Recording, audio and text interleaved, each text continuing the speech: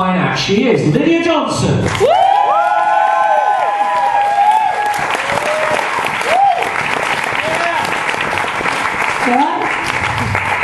Yes, my name is Lydia Johnson. I'm from Preston, up in the northwest. Hey. No, you're right, it's nothing to be proud of. No, I've actually been down here for quite a while, but I've travelled all this way to be here with you tonight. So, do you feel privileged? Yeah. Well, actually, I live in Canterbury, but apparently the only money that's passing hands tonight between the Canterbury Festival is for travel expenses, so as far as I'm concerned, I came from Preston. First class, on a jet.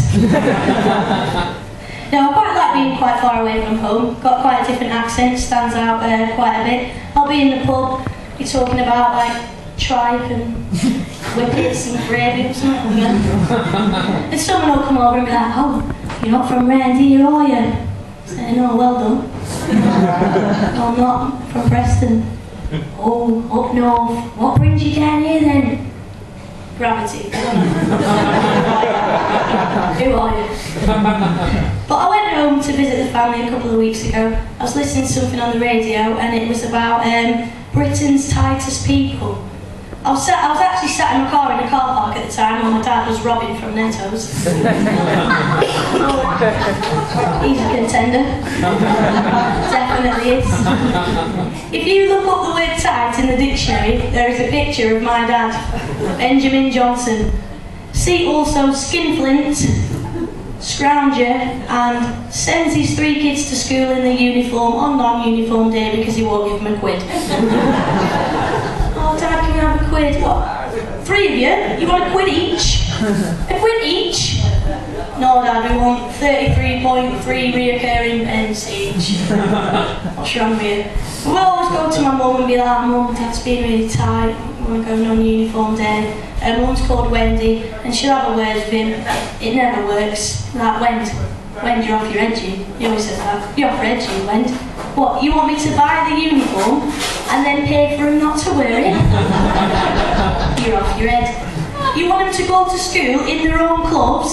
Well, it just makes more washing, doesn't it, eh?" "For you." When we first moved into the house that we're in now, we moved on to a water meter, so my dad's like obsessed with saving water. And he actually taught me how to flush our toilets in our house with rainwater.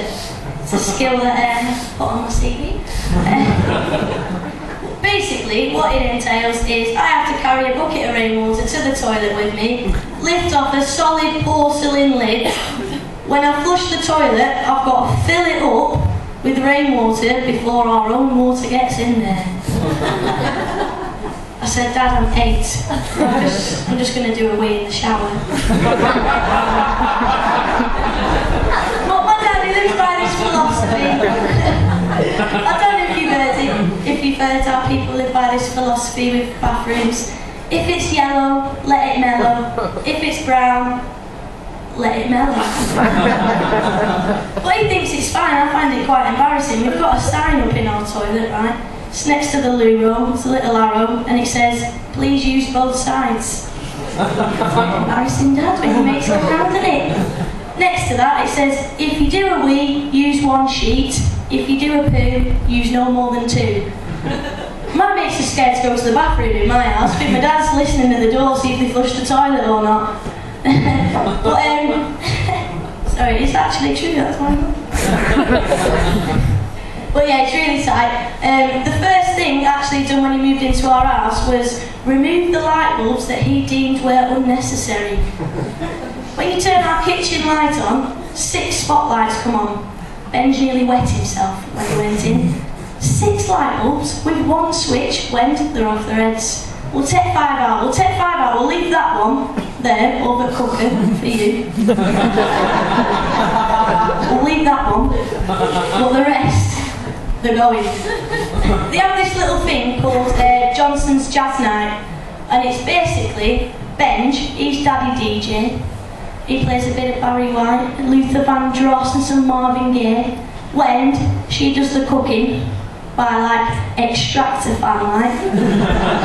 Because they're not allowed to use that light anymore that he's left in, because there's a smaller one that comes on when you turn the extractor fan on. So she just sits and uses that one. I come home on a Friday night after I've been out, had a few bevies, I think, oh, it's dark, it's pitch black, everyone's gone to bed, I'll sneak some friends in. And well, it's quite embarrassing when your dad's pissed in front of your friends. But it's not as embarrassing when he's staggering over to you in near darkness with curry all round his mouth, singing sexual healing. But apparently it builds character. Builds character. You can use this one here, and well, I just have so. Cheers, man. Not as much as it builds character that he thought when he named me, he thought, oh, it's named after quite a common sexual transmitted disease. So Lydia chlamydia is something I've had to put up with for quite a long time. But apparently it builds character, so good times. I've been Lydia Johnson, thank you for listening.